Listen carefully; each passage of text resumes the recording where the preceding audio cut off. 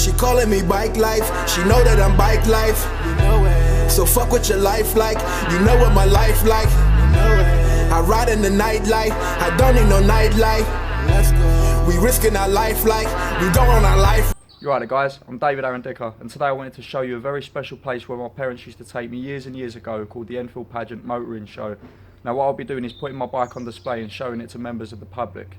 So just remember to stay tuned, remember to like, comment and share, and also remember to hit that subscribe button. Thanks for watching guys, cheers.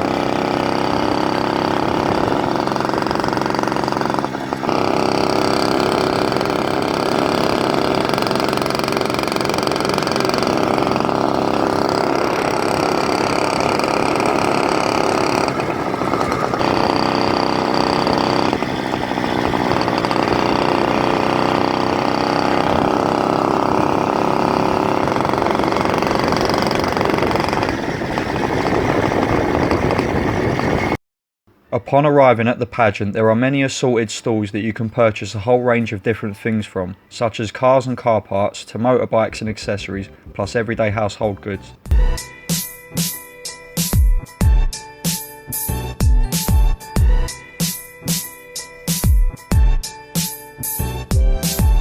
This is the section where people showcase their classic cars and motorbikes. I do love this part as you don't get to see many vehicles like this every day.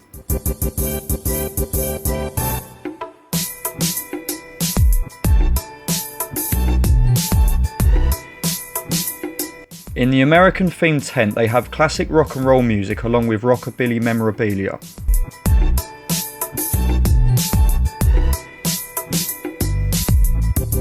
They also have stage singers outdoors,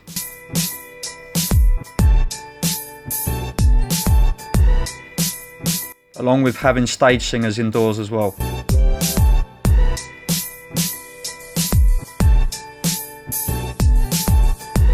The carnival atmosphere provides family entertainment with various rides and food stalls.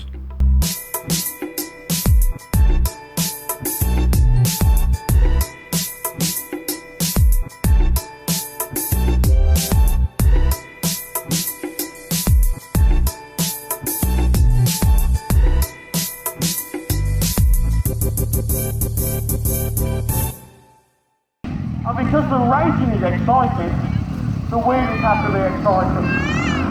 Because the supermoto racing, there's lots of spinning, drifting of the motorcycle, spinning into the corners, and out again. And the wheels are never going in a straight line. And because guys are out there doing that sort of stuff on motorcycles, the wheelies have to be awesome. To pull a supermoto wheelie, you have to get like this. Get on the seat, and wheelie standing on the seat of the motorcycle. Made famous by the two French brothers, the Chambon brothers, and when they won races, they would always wheelie across the finishing line. We're dropping out of the sky, 25 feet in the air, onto a flat landing.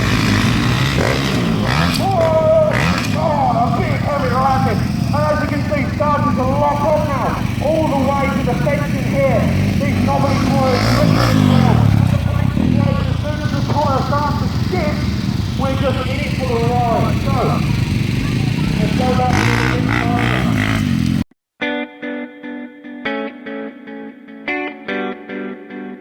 I keep getting asked the same question from time to time about what is the best engine to get. Well, if you search 80cc engine kit on Google, you can see quite a few results, but my personal favourite choice is eBay.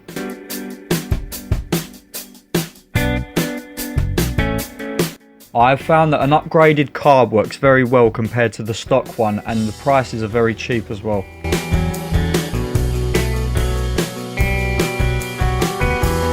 Using a CNC head will allow you to run the engine longer and will help with performance.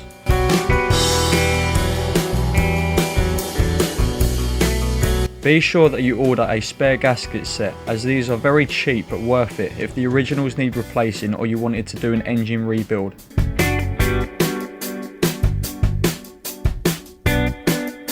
Upgrading your engine's hardware will help for many reasons. For example, no snapping of bolts or studs, and you won't strip any threads on the bolts either.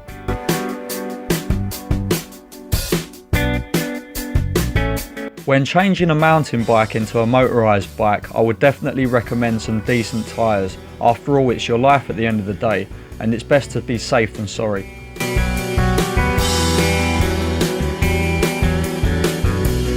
A great deal of people are getting their bikes painted, but I believe that the best way to look after your vehicle is to powder coat, as this is the most effective way of protecting it all year round in all weathers.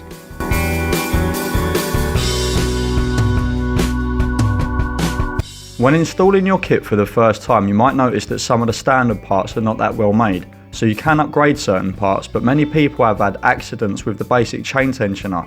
You can find better ones and adapt them to fit your bike frame.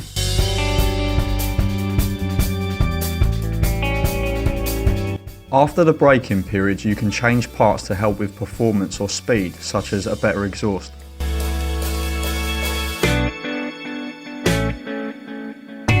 When it comes to upgrading the cylinder head, be very careful, as some heads will make your engine overheat, so it's best to do some research, otherwise you could end up cooking your motor.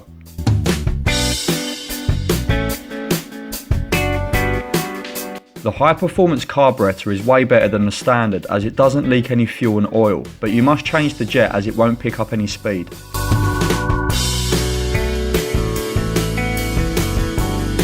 Another main question that I get is, will this engine fit on my frame?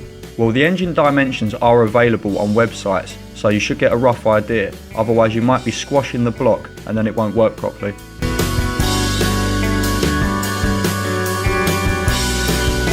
To help with a tiny bit of speed and to save on fuel, it's a pretty good idea to install a boost bottle along with an offset carb manifold.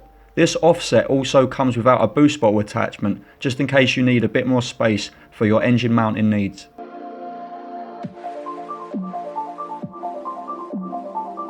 I have seen a great number of people installing race spec carbs with reed valve attachments, but these can be quite expensive, so if you have the money, then go for it.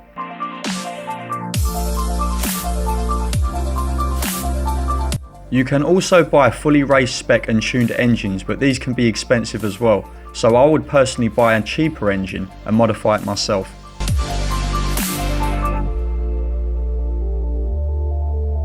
If you are going to seal your engine properly, I would suggest buying a brand new engine gasket set along with this amazing engine sealant, as this has been used on cars and motorbikes for years.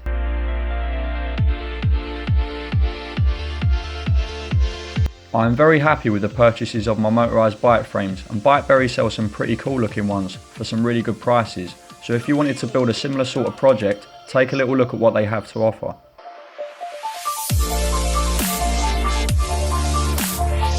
There are many custom designs when it comes to forks, but it depends what best suits you. I prefer MTB as they are great quality and they hold up really well.